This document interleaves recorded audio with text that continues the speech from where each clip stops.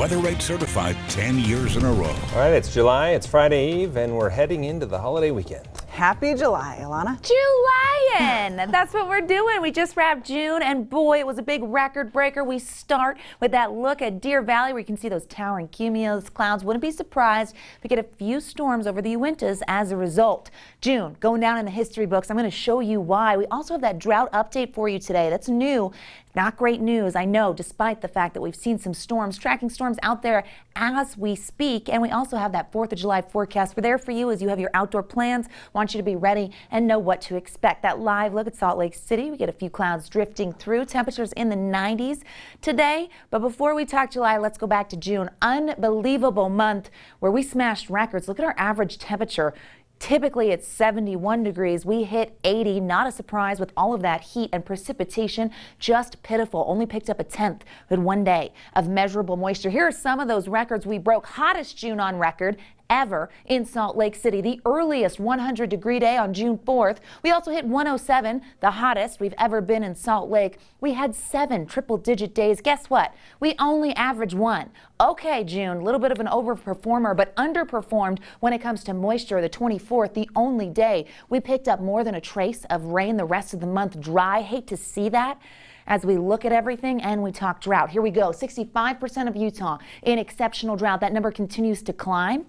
And you can see those other percents there this week going up with severe and extreme drought. So the entire state and region encompassed in this historic drought. And we would need several weeks of moisture to make a solid dent there. We'd like to see some more storms dropping that rain. We have some in south central Utah. They're isolated. We're watching that counterclockwise flow. So a lot of that moisture being funneled up through the Uintas and into Idaho as well as eastern Nevada. But we check in on those storms that are moving through Utah. We kind of zero in on the storm tracker radar over Hanksville in the last hour, continuing to push.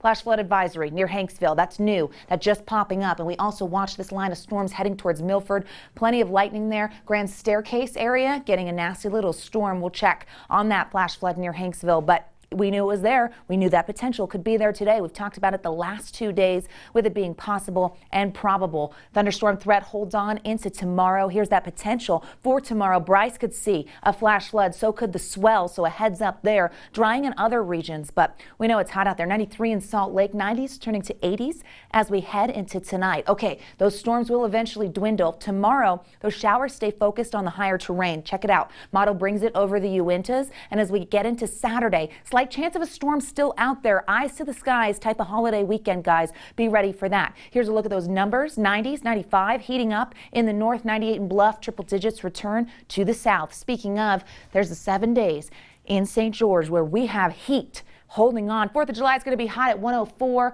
Winds will pick up. Your recreation forecast shows several areas as we kind of heat up in places like Moab, Lake Powell, Wasatch Front real quick. Show you those 90s. Hit those triple digits Sunday. That's the 4th of July. Chance of a storm and triple digits next week. We've got a holiday on deck and the chance of storms, so you have to be extra careful out and about. Emily, Glenn, over to you. Yes, you do. Thank you so much, Alana. We appreciate